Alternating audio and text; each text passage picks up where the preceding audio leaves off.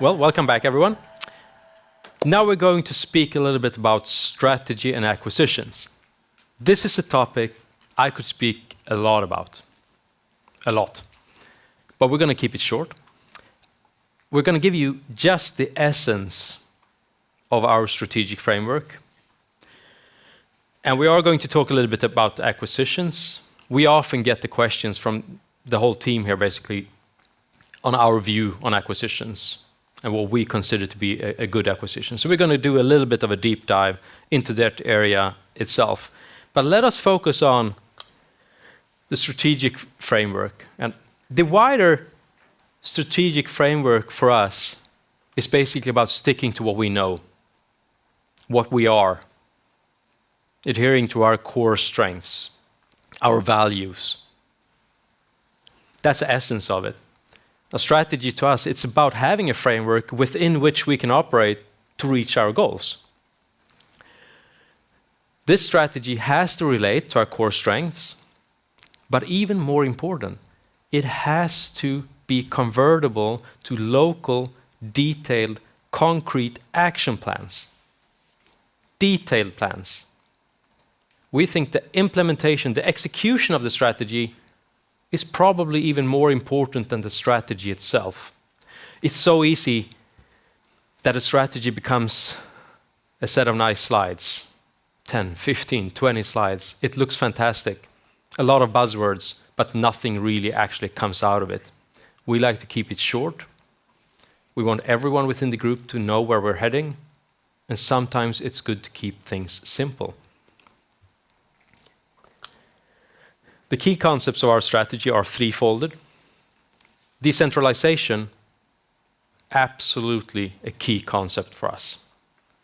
We want every individual within Alcadon to feel a sense of ownership for what they do. And everybody who's worked in management to any extent knows that this is key.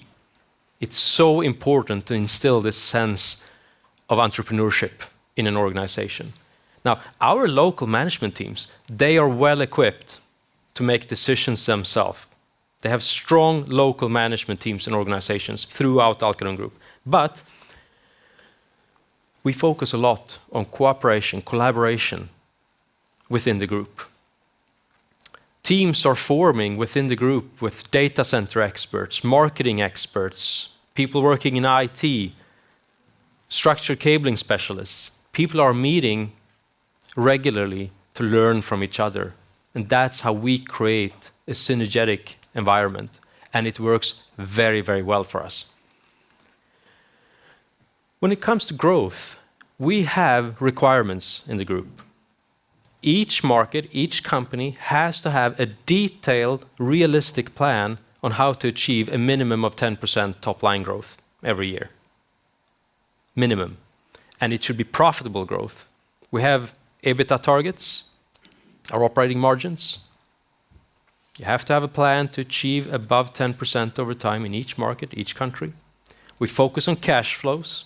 We measure EBITDA over net working capital with a target of over 50%. Niklas is going to talk about that later. But having those targets also means we have to balance them depending on the market, depending on the local circumstances in each market. For some markets, focus on growth. You're going to tie up a lot of capital this year, next year, and then it's going to even out a bit more. You have to balance this in a very good way and be flexible. I know I mentioned buzzwords, and despite doing that, we wrote agility here, and I know it's a typical buzzword, but being a distributor means per se that we have to be agile. For us, it means to be able to quickly change according to the market conditions. You have to be able to adapt quickly. I think this is an inherent part of the DNA of a lot of successful distributors. So it comes naturally for us. But we are focusing on working in small teams, small decision-making units with decentralization in mind. And this is a concept for us that works very well. And we have the wider framework that everyone sticks to, defining the limits of what we can do. But as I mentioned, the detailed concrete action plans, are perhaps even more important. So I'm going to take you through the roadmap to 2025. Every country, every market has a roadmap.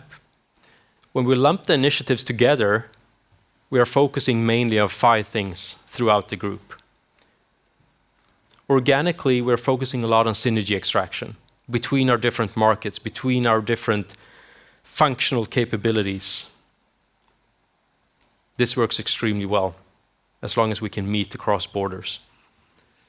So that works excellent. We are focusing a lot on strengthening our product portfolio.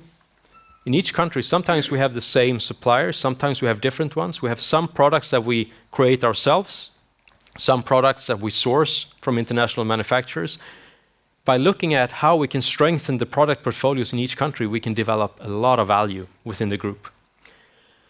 And since we are in an industry that is growing quite a lot of things happening, we have to focus on enhancing our sales capacity. It's not only about more people, it's about being more efficient, something that we focus on a lot, sales management in general. When it comes to additional revenue streams, still, this is within network infrastructure. You have the data center segment, you have cabling, you have commercial properties in general. You have a lot of interesting segments within network infrastructure. And to exemplify this, I like to mention Denmark as an example.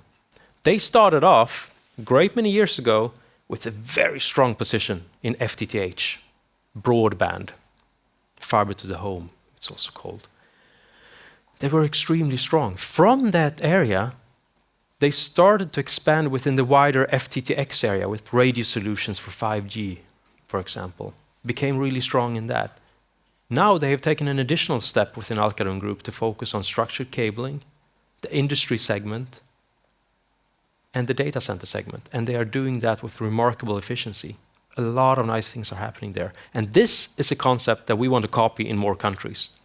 We can really add value in this way. Cash flow focus.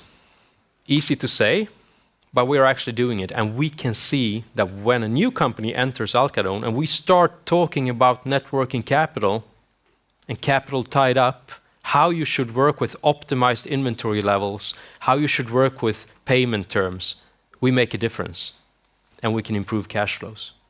Sometimes it happens really quickly, sometimes it takes a little bit more time, but it happens. And this is also a way in which we can create value organically by cooperating within the group. Of course, we plan to continue to do acquisitions. But I want to start off by saying here as well that you have to say that strategy comes first. Extremely important for us. Strategy comes first. First, we have to decide what we want to do and why. The next question is, how are we going to achieve what we want to do? That's when you start asking yourself the question, do we have the internal capabilities needed to do this organically? Can we do that with just a little risk and a huge probability of success? Then we should do it organically. Should we partner up with an international manufacturer to do something together? Or is it the best to do an acquisition?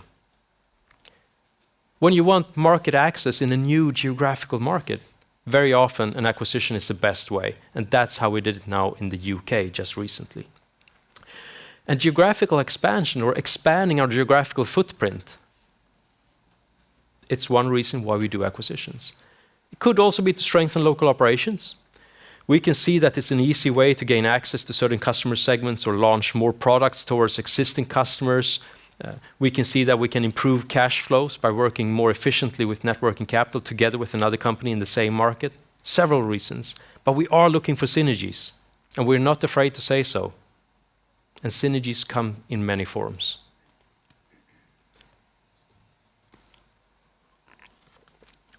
But in general here, a clear, detailed plan.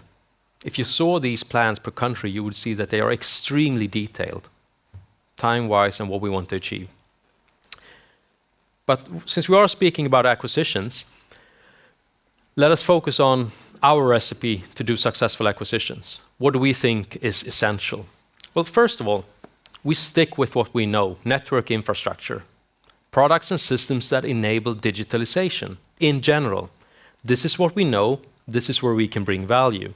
We don't want to venture off buying or acquiring just about anything. That's not how we work. We look for strong market positions, preferably a very long history of strong profitability in the companies we acquire. We look for strong teams, individuals who want to participate and believe in the journey we want to do and can contribute to that journey. Extremely important. And of course, we need to see that values and strategy is aligned. Otherwise, we will have a clash and it wouldn't work out. Value add, it has to be a value add for the group. And as I said, synergies come in a lot of forms. It could be cost synergies, but most often for us, it's about commercial synergies. It's about a cooperation and a synergetic relationship where we develop together. I know some of you are sitting there now thinking, this is nothing new. Most companies doing acquisitions have a set of criteria extremely similar to this. It's like acquisitions 101. You're right. It's almost the same for everyone who does acquisitions. This is what you strive for. For us, the difference lies in the execution, how you do it. And we have proven that we are able to do very successful value-adding acquisitions over time. And the key to this is integration. Integrating a company is a process that starts from the first contact you make. You should have a hypothesis of what you want to achieve. You can change that over time, but you need to be very honest with the company you're approaching with what you want to achieve. Extremely important. And then you can look at what your expectations are when it comes to value add, and you can start the discussions from that. Very, very important.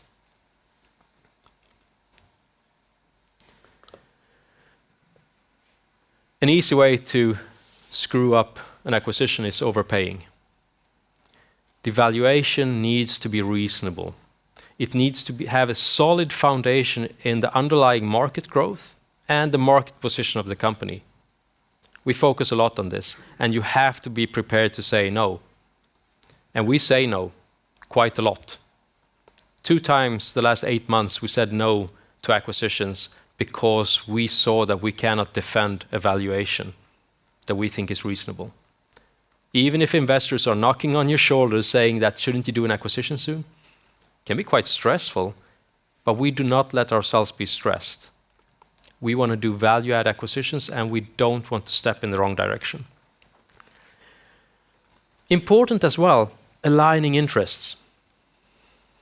We have very well-balanced earnouts requiring a significant performance for earnouts to be paid. And most important of all, part of the payments for a company when we do an acquisition is made in shares. This is essentially because we want to align our interests. And the best incentive is ownership, not only for employees, but when you do acquisitions as well.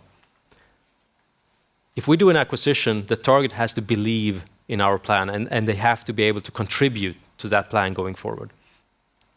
But basically, solid, strong companies, strengthening the group, that's how we think. And the most recent acquisition we did is Network Center. Let us take a little deeper look on Network Center. This is truly where we became a European player, for real. And this is a company extremely similar to us. They're a professional distributor, present in exactly the same fields and segments that we are, focusing on premium products, premium solutions. It's a big company, over 40 million pounds in turnover, in a very interesting market. We paid a reasonable multiple, given the underlying market growth rate and the market position of the company. They have proven themselves already for many, many years.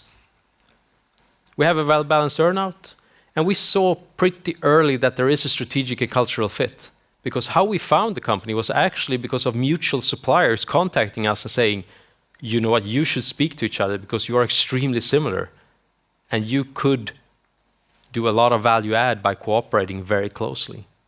Not one supplier, but 2 or even 3 mentioned this to us. So that's when we started our discussions about a year ago with Duncan and James, and we realized that we can do something really well here. And we got the chance to meet several times over an 11-month period, I believe, getting to know each other quite well, which is a nice prerequisite when you do a value-add acquisition. Now, the value add for us, of course, we get access to one of the most interesting markets in our industry globally. That's a very interesting market access per se. But we also strengthen our presence in Benelux area, where Network Center are strong in the Netherlands and we are strong in Belgium. Together, we have a very nice presence with focus on several interesting segments where we can help each other a lot in the Benelux area. And we see that Network Center can help us in the group towards the data center segment where they are extremely strong. Combining forces there means a lot to us. And we can add something with our experience in FTTX and help them with extensive rollout in the UK, where they have already proven themselves to be one of the leading players. So definitely for us, a marriage made in heaven.